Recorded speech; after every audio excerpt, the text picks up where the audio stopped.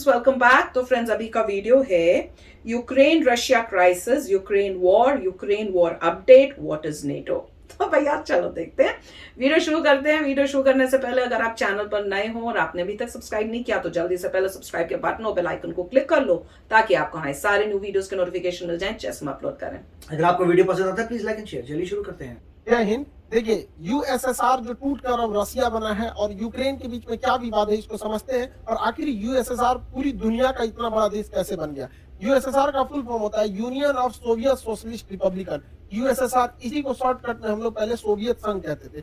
इसकी शुरुआत होती है 1917 ये तो अभी भी मुंह से यूएसएसआर ही रूस के निकलता है राजा कई बार। जार कहा जाता था। रूस के राजा को उस समय 1917 में जो जार थे यानी राजा थे, उनका नाम था निकोलस द्वितीय। इनके समय भयानक क्रांति हो गई रूस की, जिसे हम वाल्सेविक क्रांति भी कहते थे। और इस क्रांति का जो नायक था वो लेनिन था। लेनिन जर्मनी में एग्जाइल पे था, वापस वो आ गया यहाँ पर, इस क्रांति को बहुत आगे बढ़ावा ले गया। और इस क्रांति के फलस्वरूप रूस जो था एक संगठन बनाया जिसका नाम रखा गया सोवियत संघ, और सोवियत संघ की स्थापना यानी यूएसएसआर की स्थापना 1922 में हो गई थी। और यह सबसे बड़ा देश बना और इसमें 15 छोटे छोटे देश मिलकर एक विशाल खंड का निर्माण करते थे, जिसमें यूक्रेन भी 1922 में यूएसएसआर में शामिल हुआ था, जो अलग हुआ 1991 में अलग हुआ था। तो अब हम समझते हैं यूएसएसआर इतना बड़ा था, ये अभी इसमें ये सारे देशों को अगर हम शामिल कर लेते थे तो ये एक्स्ट्रा इतनी जमीन जो थी वो यूएसएसआर के पास थी।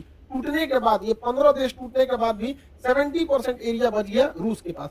यूएसएसआर ज्यादा समय तक नहीं चल पाया था और रूस 15 देशों में टूट गया। Kazakhstan, Kyrgyzstan, Tajikistan, Turkmenistan, Uzbekistan, Georgia, Armenia, Azerbaijan, Estonia, Latvia, Lithuania, Ukraine, Moldova, Belarus और रूस। 15 देश टूट गया, 15 हो गया, आप गिनते रहिएगा। तो यहीं से टूटा यूक्रेन। 15 देशों में एक यूक्रेन भी था जो इसमें से अलग हो गया था। 1991 से 2014 तक यूक्रेन में सब कुछ ठीक चल रहा था। जब 1991 में यूक्रेन अलग हुआ था और वहां से लेके 2014 तक में सब ठीक ठाक चल रहा था। 14 में क्या हुआ, यहाँ के एक राष्ट्रपति थे, उनका नाम था पेट्रो यानुकोविच। ये जो थे ये रूस के समर्थक थे। रूस कह रहा था कि तुम यूक्रेन को यूरोपीय यूनियन में शामिल मत करो, क्योंकि अमेरिका की एक चाल है, इन यूरोपीय यूनियन में शामिल करता है उसके बाद उनको नाटो का सदस्य बना लेता है। नाटो के जितने देश हैं वो किसी भी देश को मिलकर मारते हैं। अब उसमें सारे खतरनाक खतरनाक देश है, जैसे उसमें इंडिया, चाइना, जापान, पाकिस्तान इस साइड वाले नहीं है, ज्यादातर यूरोप और अमेरिका वाले। उसमें फ्रांस भी आ जाता है, ब्रिटेन भी आ जाता है, अमेरिका, इटली, ये सब आ जाते हैं। तो यूरोपीय यूनियन में रूस ने मना किया यूक्रेन को जाने के लिए। हालांकि पेट्रो जो थे रूस के समर्थक थे, लेकिन जनता चाहती थी वो यूरोपीय यूनियन में जाए। ये ग्रेविटास वीडियो में मैंने जो देखा था, अच्छा मैंने अभी लगाई है वो वीडियो, देखने में इंग्लिश में शामिल कराने वाली जनता जो थी वो यूक्रेन के राष्ट्रपति का विरोध कर दी, जिस वजह से ये 2014 में भाग के यूक्रेन में चले गए, रूस में चले गए। और यहाँ एक सरकार आई जो इसे यूरोपीय यूनियन में शामिल कराने के लिए हामी भर दी, जिससे रूस नाराज होकर यूक्रेन का निचला भाग क्रीमिया अपने हमला करके ले लिया। इससे फायदा क्या हुआ रूस को कि ये एजोव सागर पर कंप्लीट कब्जा हो गया रूस का, अपनी नौसेना से कब्जा कर लिया क्रीमिया का। क्रीमिया पर कब्जा जब हुआ 2014 में, तो पूरी दुनिया देखते रह गई, किसी ने कुछ भी नहीं किया रूस के खिलाफ, और इस क्रीमिया द्वीप पर कब्जा हो गया। और नीचे जो काला सागर है, क्रीमिया के नीचे जो सागर है काला सागर, यहाँ पर इजिली रूस का वर्चस्व स्थापित हो गया। उस समय भी पश्चिमी देश रूस पर प्रतिबंध लगा रहे थे, और दुनिया के जो 8 शक्तिशाली अर्थव्यवस्था वाले देश है जिन्हें G8 कहा जाता है, नक्शा से देखेंगे तो आराम से याद हो जाएगा। बीच में 4 देश याद रखिएगा, ब्रिटेन, फ्रांस, जर्मनी, इटली, ये याद रहेंगे। Britain, France, Germany, Italy. Europe में यही 4 फेमस देश है, ब्रिटेन, फ्रांस, जर्मनी, इटली। 2 ऐसे हो गए, 2 इधर से रूस, जापान, और 2 इधर से कनाडा और अमेरिका। कनाडा, अमेरिका, रूस, जापान, और बीच में जर्मनी, यहाँ पे इटली, ब्रिटेन, फ्रांस। ये 8 देश थे G8।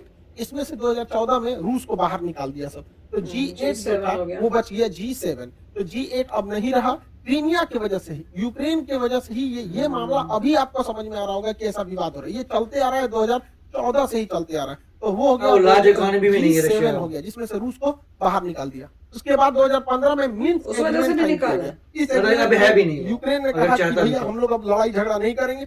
यूक्रेन भी ध्यान रखेगा कि यूरोप तथा अमेरिका का प्रभाव यूरोप में बढ़ने न दे। लेकिन तब गड़बड़ कब हो गया, जब यूक्रेन ने 2017 में कहा कि वो नाटो ज्वाइन करना चाहता है।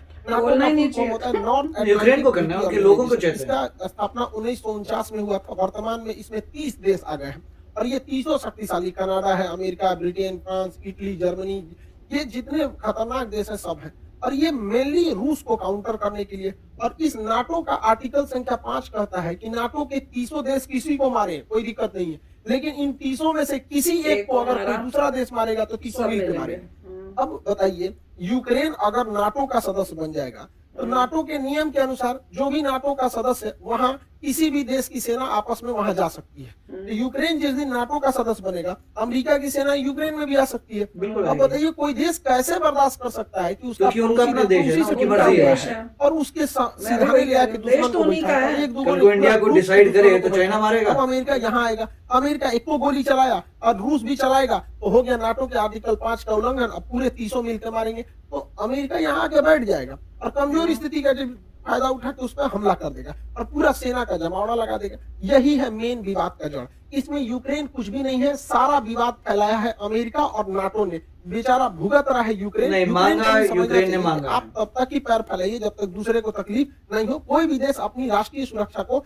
ध्यान में रखता है। हाँ, तो ये यूक्रेन जरूरी को है। अपनी अब देखिए, राष्ट्रीय नाटो सुरक्षा में देखनी कितने है देश ना। हैं? उनको डर होगा कि रेड कलर रशिया के कभी सब नाटो अटैक के कर देश। सकता है, अब शायद आप इसलिए ही नाटो बताइए, ज्वाइन यहाँ करना पर चाहता है। यूक्रेन अपनी रूस सुरक्षा के देख रहा सिरहाने है, उसको भी इतने लेना देना दुश्मन दूसरे की देश हैं। सुरक्षा का। रूस अगर इनमें से किसी एक को मारेगा ना तो ये सब मिलकर मारेंगे। होता तो है, रूस को होगा तो ही। पूरी तरह से बर्बाद करने का प्लान है नाटो वालों का। हाँ, तो क्यों यूक्रेन तकलीफ को दे रहे हो सबक यूक्रेन सिखाने को? के लिए रूस ने क्या किया, एक तो 2014 में क्रीमिया सब को हड़प अपना लिया। वे है। क्रीमिया पे हड़पने के कारण ये एजोव सागर पूरी तरह से रूस के कब्जा में आ गया। इसके बाद यहाँ डोनस तथा लुहांस, ये दो शहरों को, दो जगहों को विद्रोहियों को खड़ा किया और अपने सैनिकों को यहाँ भेज दिया। और वो सैनिक जो थे वो सादी वर्दी में थे और विद्रोह कर दिए और कहें, और रूस ने इसको मान्यता दे दिया कि ये अलग देश है और इन अलग देश है। और यहाँ अपनी पूरी तरह सेना उतार दिया। इसमें पूरी तरह रूस की सेना आ गई। यहाँ रूस की सेना पहले से थी। रूस बहुत ही सावधानी से चल रहा था।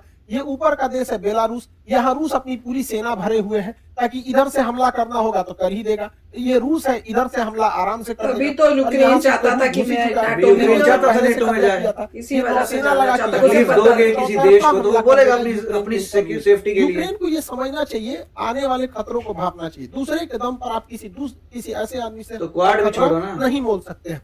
अब ये लोग क्या कर सकते हैं, तो ये अमेरिका कह रहा है कि प्रतिबंध लगाएंगे, नाटो का धमकी दे रहा है इसको। भैया नाटो का अगर सदस्य बन जाएगा यूक्रेन तब तो बवाल हो जाएगा वहां पर। यहाँ दो एरिया जो है उस पर रूस ने स्वतंत्र देश घोषित कर दिया, लुहांस और डोनेट्स्क। इसे डोनबास रीजन भी कहा जाता है। अब इस पे इजीली रूस क्या करेगा, यहाँ से हमला कर देगा। अब आप कहेंगे यूएनओ ने क्यों कुछ नहीं किया, तो यूएनओ को अमेरिका ने खुद एक ऐसा कठपुतली बनाया है कि अमेरिका यूएनओ का यूज करके किसी भी देश पर हमला कर सकता है। आज उसी का फायदा रूस उठा लिया। कैसे उठाया समझिए ध्यान से। रूस ने कैसे उठा लिया यूएनओ फिर? का एक यूएनओ नियम से है, तो- आर्टिकल नंबर 7। आर्टिकल 7 कहता है कि कोई देश किसी दूसरे देश पर हमला नहीं कर सकता है, लेकिन अगर कोई देश से कोई छोटा सा राज्य टूटकर अलग होना चाहता है तो उसे स्वतंत्रता है। और अगर वह देश उस पर अत्याचार कर रहा है तो पड़ोसी उस पर मदद के लिए जा सकता है। नहीं समझे, अब समझिए कैसे होता। ये रूस ने इन दो देशों को मान्यता दे दिया कि ये अलग देश है, अलग देश है। और आर्टिकल 7 यूएनओ का कहता है कि किसी भी देश की मदद के लिए दूसरा देश आ सकता है। तो यहाँ पर स्वतंत्र देश की मान्यता दे दिया। यहाँ किसी को प्रधानमंत्री राष्ट्रपति बैठा दिया और उसने लेटर लिख दिया किसको, रूस के राष्ट्रपति को, कि हमें सैन्य मदद दीजिए। और इसके सैन्य मदद के आधार पर इस पे हमला कर दिया यहाँ पर। और कह रहा है ये स्पेशल मिलिट्री ऑपरेशन है, युद्ध है नहीं। ये पर special इन्होंने military यूक्रेन operation ने क्या उनका यही तो अटैक किया किया? अमेरिका ने अभी तो नहीं किया अफगानिस्तान में। अटैक। यही तो अमेरिका ने किया था इराक में, भैया बड़ा यही तो अमेरिका ने confusing माली बता में रहे किया, यही अमेरिका ने सीरिया में किया, यही अमेरिका ने लीबिया में किया, यही अमेरिका मिस्र में किया था, यही अमेरिका वियतनाम में किया था, यही अमेरिका कोरिया में किया था। तो जब अमेरिका करेगा तो गलत नहीं है, रूस कर दिया नहीं, तो हर एक गलत में है यहाँ पर। point अलग है। आर्टिकल 17 यूएनओ में कोई भी चीज बर्बाद, यूएनओ क्या करता मैं है? तो इस कंट्रोवर्सी में नहीं पड़ रही फिलिस्तीन हूँ। पिटाता है, क्या कर लेते हैं? कुछ नहीं। कश्मीर का सबका मुद्दा अपना है, आज तक मेरे अटका को हुआ है, क्या करना। कर लिया इन लोगों ने? तालिबानी जब अफगानिस्तान में आतंक मचा रहे थे, क्या कर लिया इन लोगों ने? ये कुछ भी नहीं है। यूएनओ मतलब कुछ नहीं, तमाशा है। अमेरिकी खुफिया एजेंसी सीआईए कह रही थी 16 फरवरी को सुबह 5 बजे रूस यूक्रेन पर हमला कर देगा। अरे बैल है ये रूस जो पूरा बता के हमला करेगा। उस दिन हमला करना भी रहता तो नहीं करता, पहले से पता कर दिया ना रूस ने कर क्या तो किया, उस दिया। दिन पीछे हट गया। पीछे भाई समुद्र की लहरें टाइमिंग अगर का फर्क पीछे नहीं हटती पड़ता, है मगर तो कर सुनामी दिया। की पहचान होती है। गधों को लगता है कि पीछे जा रहा है वहां पे। देखिए इसमें क्या था कि चीन का रूस से काफी अच्छा संबंध है। रूस चीन के बुलावे पे गया था वहां ओलंपिक के उद्घाटन पे, और जाते ही ये कह दिया कि ताइवान चीन का भाग है। तो सोच सकते हैं रूस और चाइना में कितना अच्छा संबंध है। रूस से चाइना ने कहा था कि ओलंपिक हो जाने दो, विंटर ओलंपिक। तो बीजिंग विंटर ओलंपिक 20 फरवरी को खत्म हो गया, इस दिन लास्ट हो गया। और 21 फरवरी को व्लादिमीर पुतिन ने यूक्रेन में 2 स्वतंत्र देशों की घोषणा कर दी। अब समझिए ये स्वतंत्र देश की घोषणा क्यों की गई है, ताकि यूएनओ का आर्टिकल 7 का प्रयोग किया जा सके। और 23 तारीख को उन स्वतंत्र देशों ने लेटर लिख दिया पुतिन को कि हमें सेना की मदद किया जाए, और 23 तारीख को पुतिन ने क्या कर दिया, सेना से हमला कर दिया। ये युद्ध है, स्पेशल मिलिट्री नहीं तो वही है ना, समझ नहीं कोई आया। इसको मानेगा नहीं तभी सैंक्शंस हो रहे हैं। इस हिसाब से हम लोग भी पाकिस्तान में हमला कर सकते हैं। किस तरह से, वहां पर जो बलूचिस्तान है वहां के लोग अगर लिख के दे देते हैं कि हमारी मदद कीजिए, तो हम लोग भी मार सकते हैं। आप यूक्रेन में नहीं UNO जा क्या सकते, कहता है, जिसकी आप लाठी उनके एरिया में जा सकते हैं। इसी हिसाब से ये यूएनओ फर्क चल रहा है। है यहाँ पर। अब इसके बाद वो लोग यूक्रेन में चले गए। तेज कर दिया गया, रूस ने इसके ऊपर यूक्रेन हमला में कर नहीं जा दिया सकते वो यूक्रेन लोग। पर। हालांकि जब यूएसएसआर का हिस्सा था तो यूक्रेन का काफी विकास किया था रूस ने। आप देखिए कैसे, ये है आपका किसने? यूक्रेन। यूक्रेन यूक्रेन का? का काफी विकास किया था। जितने भी उस समय के हाँ, वो जहाज एक ही बनते country थे। आज भी नहीं रहते, इस यूक्रेन में ही बनता है। जितने पानी वाली जहाजें रूस के यूएसएसआर के समय बनी, सब यूक्रेन में। यूक्रेन के लोग आज इसको बनाना भूल गए हैं। हाल ये हो गया है, जब यूक्रेन को युद्ध के बादल मंडरा रहे थे तो यूक्रेन के इंजीनियर जहाजें बनाना भूल गए थे। तुर्की को बोले कि हमारे लिए जहाज बना दो, तो ये तो यूक्रेन की गलती है। यूक्रेन में काफी विकास किया था। यूक्रेन में ही प्रीपेड शहर बसाया गया था, जहाँ चेर्नोबिल दुर्घटना हो गया था 1986 में, परमाणु दुर्घटना। उसकी राजधानी कीव के पास है। तो यूक्रेन में कोई भी देश इतना ज्यादा लगाव रखेगा और वो देश दूसरे देश को कहेगा कि नाटो सेना यहाँ लगाओ, तो भड़कबे करेगा। यूक्रेन में आज भी 30% लोग रशियन भाषा बोलते हैं। पूर्वी यूक्रेन के लोग तो इजीली मान लेंगे कि वो रशिया के हैं, और रशिया इसको छोड़ेगा भी नहीं यहाँ पर, क्योंकि कोई भी देश अपनी सुरक्षा को सर्वोपरि रखता है। यूक्रेन जो है आज भी जो सेना के हथियार बनते थे, टैंक वगैरह, वो रूस यूक्रेन में बनाता था, क्योंकि वो चाहता था कि 15 देश खुल के रखे। आज भी पाकिस्तान के टैंक जो है वो यूक्रेन के ही बने हुए हैं। यूक्रेन जब 1991 में यूक्रेन और 15 देश टूटे थे यूएसएसआर से, तो यूक्रेन के पास लगभग 200 परमाणु बम थे। 1996 में एनपीटी के समझौते के तहत यूक्रेन ने अपना 200 परमाणु बम वापस दे तो दिया। पाकिस्तान किसको? यूक्रेन का रूस को दे सपोर्ट दिया। कर रहा है? अगर ये परमाणु बम नहीं दिया रहता ना, तो ये मामला कुछ और रहता। अगर पाकिस्तान को बुद्धि है तो परमाणु सपोर्ट बम करना कितने चाहिए ना। शक्तिशाली है। कोई भी परमाणु संपन्न देश पर हमला नहीं करता है। सारा मामला 2014 से गड़बड़ाया था, जब तो सिर नाटो दर्द और हो गया। यूरोपीय यूनियन ने एंट्री किया था। देखिए, रूस की अर्थव्यवस्था का मेन सोर्स जो है वो गैस और पेट्रोलियम है। वो गैस की सप्लाई करता है। अब गैस सप्लाई पाइपलाइन से होती है, छोटे छोटे सिलेंडरों में नहीं होती है, और वो पाइपलाइन यूक्रेन से होते हुए यूरोप में जाती है। इससे अब क्या है कि देखिए, ये यूक्रेन का नक्शा, इसमें इतनी सारी पाइपलाइन जा रही हैं। अब यूक्रेन ने 2014 में नाटो के दबाव में आके कहा कि तुम अगर इधर से पाइपलाइन ले जाओगे तो हमको सालाना $33 बिलियन पैसा दो।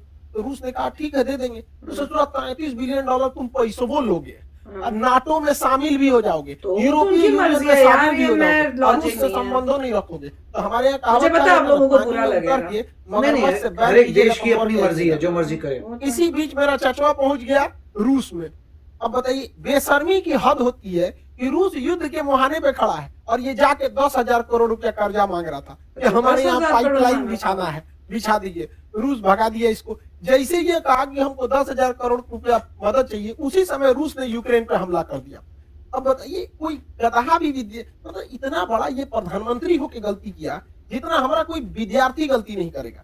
रूस, देखिए, इसका सबसे ज्यादा जो व्यापार होता है पाकिस्तान का, वो यूरोपीय यूनियन से होता है या अमेरिका से होता है, इन देशों से होता है। उन्हीं से इसे कर लिया। आर्थिक मदद में आईएमएफ देती है, वर्ल्ड बैंक देती है, जापान देता है, जो सब अमेरिका के फेवर में है। फिर भी ये अमेरिका के खिलाफ केवल जा रहा है मीटिंग करने के लिए, क्योंकि उसे पता है कि अब अमेरिका से जो नहीं बाइडेन ने मिलने जब से वाला। शपथ लिया, इसको फोन नहीं किया, उसको समझ इसको आ जलाने चुकी के लिए है। गया था। अरे गधा कहीं का, ये सास बहू का झगड़ा हो रहा है, कहा कि तुम जलाने के लिए गए थे। 10,000 करोड़ गए थे मांगने, अमेरिका ने इनके ऊपर पेनाल्टी ठोक दिया $4 अरब का पेनाल्टी ठोक दिया इनके ऊपर। बहुत अच्छा हुआ, एगो हाथ मिलाने गए थे, हो गया, यहाँ पर कांड हो गया। और दूसरा एफएटीएफ में अब ये ग्रे लिस्ट में चल जाएंगे, ब्लैक लिस्ट में। जिस दिन ब्लैक लिस्ट में चल जाएंगे ना, बर्बाद हो जाएंगे, यहाँ पर पूरी तरह से चौपट हो जाएंगे वहां पे। आज भी पाकिस्तान में 12,000 रुपए का गैस सिलेंडर पड़ रहा है। अब 12,000 रुपए में गैस सिलेंडर पड़ रहा है। जिस दिन ये एफएटीएफ से ब्लैक लिस्ट में जाएंगे, उस दिन ये 20,000 चल जाएगा। आईएमएफ पे अमेरिका का दबाव है, वर्ल्ड बैंक पे अमेरिका का दबाव है। अमेरिका घुसिया गया है ये मीटिंग देखकर कि चोट्टा तुमको इसी बीच में जाना था। यहाँ पर कौन गधा है रे तुम्हारे यहाँ सुरक्षा सलाहकार? ओकरा कोनो बुद्धि नहीं है का? इतना बेवकूफी तो कोई नहीं करेगा। इसने क्या किया है? ताड़ को लाल कपड़ा दिखाया है। मिला क्या है इसको कि रूस ने, राष्ट्रपति ने कहा था कि जो हमारे पास आएंगे उनको कोरोना का आरटीपीसीआर टेस्ट कराना पड़ेगा। दुनिया का सबसे महंगा टेस्ट इन्हीं का हुआ है। और फिर भी गए हैं, आरटीपीसीआर टेस्ट कराए हैं, हाथ मिलाए हैं, मिला कुछ नहीं है। उल्टे 4 अरब रुपए का इनके ऊपर पेनाल्टी ठोक दिया है। यानी आरटीपीसीआर का रेट इनका 4 अरब डॉलर बन गया। अरे यार, तुम्हारे देश की जनता सुन रही, तुम्हारे यहाँ कोई बढ़िया बताने बताने वाला नहीं है क्या? टीचर उचर नहीं है तुम्हारे यहाँ? इसको 2-4 हाथ देने लायक है, तो चलो बिगड़ गया है मेरा। तो फ्रेंड्स, मैं तो अब यूक्रेन वाले इशू में बोलना ही नहीं है, मेरा तो दिमाग खराब हो चुका है, क्योंकि सबके अपने थॉट्स हैं और किसी के आप थॉट्स चेंज नहीं कर सकते, जो जिसको ठीक लगता है भैया करे। मैं तो अब ये है भैया, अब बस मुझे यही होता है कि इनोसेंट लोगों की डेथ नहीं होनी चाहिए। अब जिसको जो मतलब हर कंट्री अपना देख रही है, जिसका जो फायदा है, तो जिस कंट्री का जो फायदा है करो, जो करना है मत करो वो भैया। अब तो मैं तो अब इस टॉपिक में बोलने ही नहीं वाली। इसमें सिंपल सी बात है कि यूक्रेन के लोग क्या चाहते हैं, और क्योंकि वो एक इंडिपेंडेंट कंट्री है, तो अगर उसके लोग चाहते हैं कि यूरोपियन यूनियन से उनको मिलना है और नेटो का पार्ट बनना है, तो वो उनकी विश है। अब ये कहना कि भाई रशिया बहुत बड़ी कंट्री है, उसके साथ वाली कंट्री में लोग जो है नेटो का पार्ट, तो उनकी मर्जी है, वो सेपरेट इंडिपेंडेंट कंट्री है। आप ये थोड़ा ना बोल सकते हैं कि भैया साथ वाली कंट्री पे आपका कोई जोर नहीं है, तभी उसे कंट्री कहा जाता है, सॉवरेन कंट्री। सॉवरेन कंट्री का मतलब ही यही है कि वो कंट्री जो उसको ठीक लगेगा वो करेगी। और उस वक्त जो है यूक्रेन जो है उसको लग रहा था कि रशिया भी अटैक कर सकता है, इधर से भी अटैक कर सकता है, वहां से अटैक, जैसे ये कह रहे हैं कि कहीं से भी अटैक हो सकता है, उसको अपने बचाने के लिए वो कंट्री क्या करेगी, बोले कि नेटो को ज्वाइन कर लेते हैं, उससे हमारा वो तो सेफ हो जाएंगे ना। बस उनको दिया था नेटो ज्वाइन हो जाओ, यूरोपियन यूनियन को ज्वाइन हो जाओ, हम सेफ हो गए, कोई प्रॉब्लम नहीं है, कोई हमें अटैक नहीं कर पाएगा। और वही उनका था। अगर कल को मान लीजिए जो क्वाड है, इंडिया क्वाड में मान लीजिए मिलिट्री अलायंस बन जाता है, कि मिलिट्री अलायंस बन जाता है क्वाड, तो क्या चाइना अटैक करेगा इंडिया पे कि अरे तुमने क्यों क्वाड में चलेगा, तो मिलिट्री अलायंस क्यों बन गए क्वाड में? होगा कि चाइना ने अटैक किया क्योंकि इंडिया, उसमें ये है कि इंडिया एक इंडिपेंडेंट नेशन है, इंडिया की मर्जी है जो इंडिया करे। तो ऐसा नहीं हो सकता कि तुम्हारे घर के बाहर नहीं आए, तुम्हारे घर के बाहर दूसरी कंट्री है, तुम्हारे घर के बाहर कोई खाली मैदान नहीं है, तुम्हारे घर के बाहर एक दूसरी कंट्री है, उस कंट्री की मर्जी वो क्या करना चाहे। अगर वो तुम्हारे अगेंस्ट है तो दुख की बात है, आप रिलेशन अच्छे करने की कोशिश करिए। अदरवाइज तो इन्होंने भी क्लियर किया था कि यूक्रेन के लोगों ने जो है प्रो रशियन लीडर को हटाया और कहा कि हमें यूरोपियन यूनियन से मिलना है और नेटो से मिलना है अपनी प्रोटेक्शन के लिए, और वो सॉवरेन कंट्रीज करती हैं। इसके रिस्पॉन्स में अगर कोई अटैक करता है तो यही होता है जो अभी हो रहा है, सैंक्शंस हो रहे हैं और कुछ नहीं होगा, और उससे मोस्ट लाइकली इकोनॉमी और डूबेगी। तो अच्छा वीडियो था, अच्छा वीडियो था। मेरे को तो जब पाकिस्तान का पार्ट बताया तो मेरे को थोड़ा मजा आ रहा था। बाकी मैं थक चुकी हूँ ये सब सुन के, क्योंकि कई चीजों में आप एग्री करोगे, कई चीजों में नहीं करोगे, सबके अपने अपने लुक्स हैं कि लुक आउट कि आप कैसे देखते हो। तो भैया अब इस बारे में टॉपिक पे नहीं डिस्कस करें तो बेटर है। क्वेश्चन तो है कि भैया जो इंडिया के लिए, मैं तो हमेशा ये देखती हूँ भैया जो इंडिया के लिए बेस्ट है बस वही हो। यहाँ बैठे बैठे भी भैया इंडिया का ही सोचती हूँ मैं मैं तो वोटिंग भी उस एंगल से करती हूँ, सच बताऊं तो, कि इंडिया के लिए भी कौन सा जो है यहाँ पे जो बैठेगा प्रेसिडेंट वो भी इंडिया के लिए क्यों कौन सा बेटर है। तो एनीवे मेरा तो बस यही होप होगा कि पीस आ जाए, इनोसेंट लोग ना मरे बस। तो चलो फ्रेंड्स चलते हैं, मिलेंगे नेक्स्ट वीडियो में बहुत ही जल्द। Till then take care and bye bye. तो अगर आप मेरे इस चैनल पे नए हो तो जल्दी से सब्सक्राइब के बटन को हिट करो और बेल आइकन को क्लिक करो, ताकि आपको मेरा जब नया वीडियो मैं लगाऊं आपको उसके बारे में जल्दी से पता चल जाए।